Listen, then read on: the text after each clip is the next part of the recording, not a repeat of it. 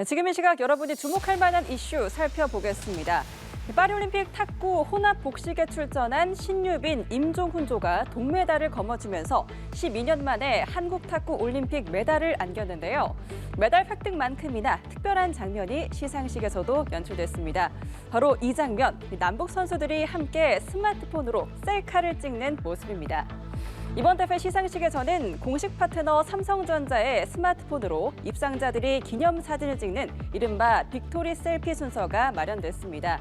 시상대에선 선수들 중 가장 키가 큰 임종훈 선수가 스마트폰을 들어 이리저리 각을 맞추자 신유빈 선수와 북한, 중국 선수들이 함께 포즈를 취했는데요.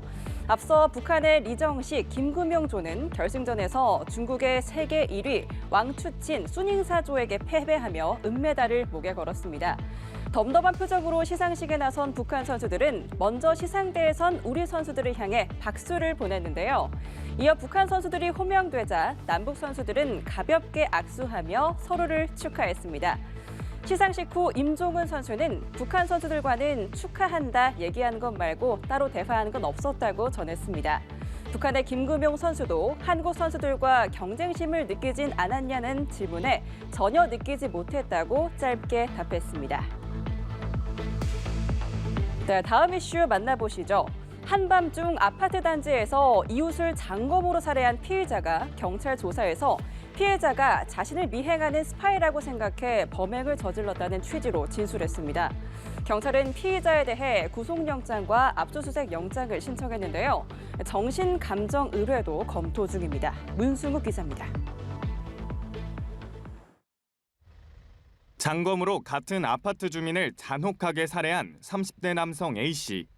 경찰이 살인 혐의로 A씨에 대해 구속영장을 신청했습니다. A씨는 담배를 피우러 나왔던 40대 B씨를 공격했고 B씨가 근처에 있던 아파트 관리사무실 쪽으로 가 신고를 요청한 이후에도 여러 차례 흉기를 휘두른 걸로 알려졌습니다. B씨는 신고를 받고 출동한 구조대에 의해 병원으로 옮겨졌지만 결국 숨졌습니다. 경찰은 국립과학수사연구원으로부터 부검 결과 B씨의 사인이 흉기에 의한 상처로 보인다는 구두 소견을 전달받았습니다. 경찰은 A씨가 마약 간이시약 검사를 계속 거부해 모발과 소변 등에 대한 압수수색 영장도 함께 신청했습니다.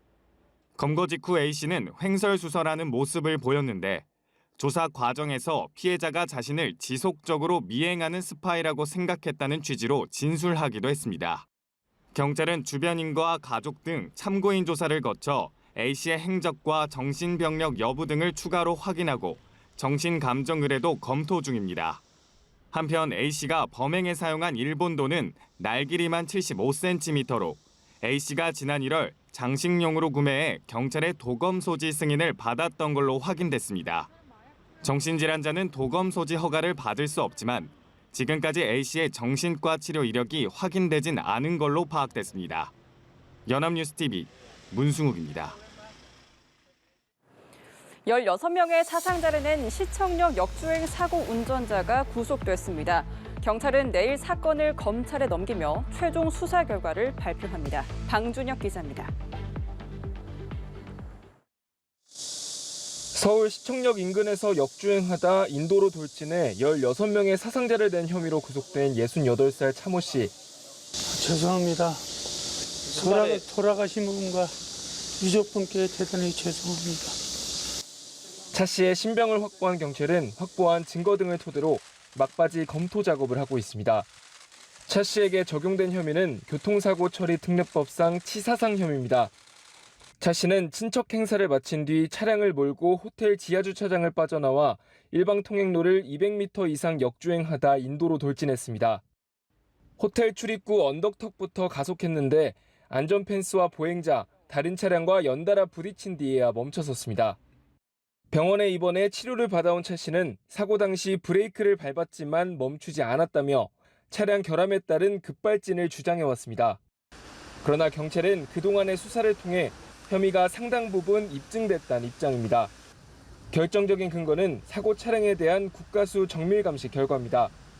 국가수는 사고 기록 장치에서 차 씨가 사고 직전 가속 페달을 밟은 기록을 확인했습니다.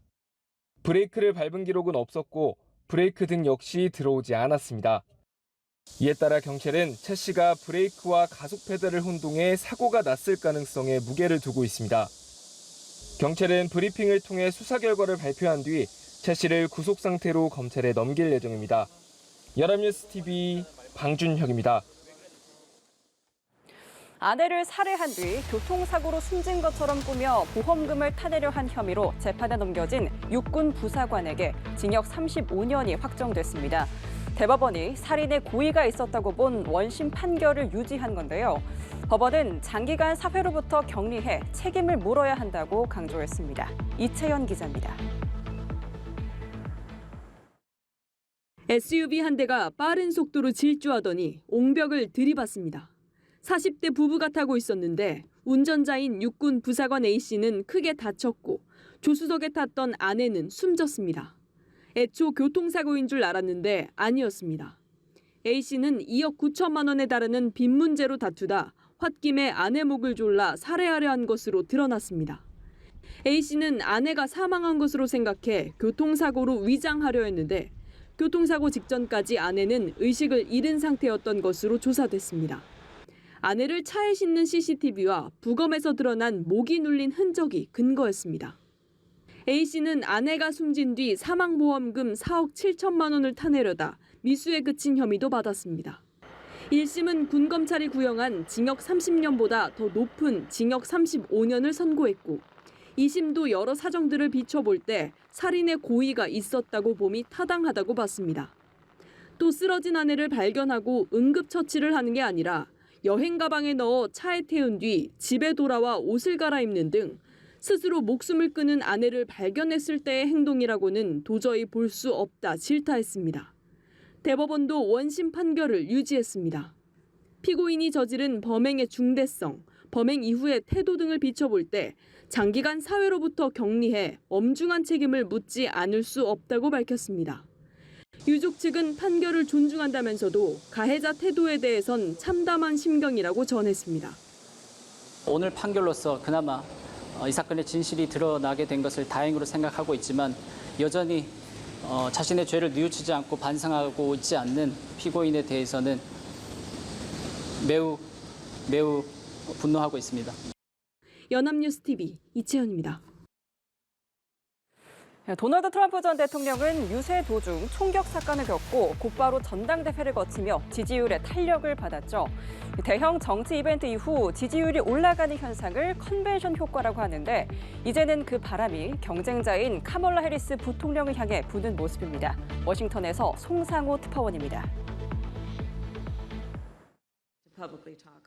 로이터 통신이 공개한 여론조사에서 해리스 부통령은 트럼프 전 대통령을 또 앞섰습니다. 오차 범위안, 그것도 겨우 1%포인트 차에 불과하지만 일주일 전 조사에 이어 우위를 이어가고 있다는 점에서 눈길을 끌고 있습니다. 이달 초 같은 조사에서는 트럼프가 해리스의 우위를 보였지만 지난 15일 동률을 이룬 데 이어 연속해서 우위를 점하고 있는 겁니다. 미 정치권 일각에선 이 같은 현상을 두고 해리스 부통령이 확실한 컨벤션 효과를 누리고 있다고 보고 있습니다. 실제로 해리스는 최근 일주일 새 공개된 각종 여론조사에서 트럼프와 어깨를 나란히 하거나 근소한 우위를 보였습니다. 해리스 대선 캠프는 이 같은 상승세를 얻고 경합주 공략에 주력할 계획입니다.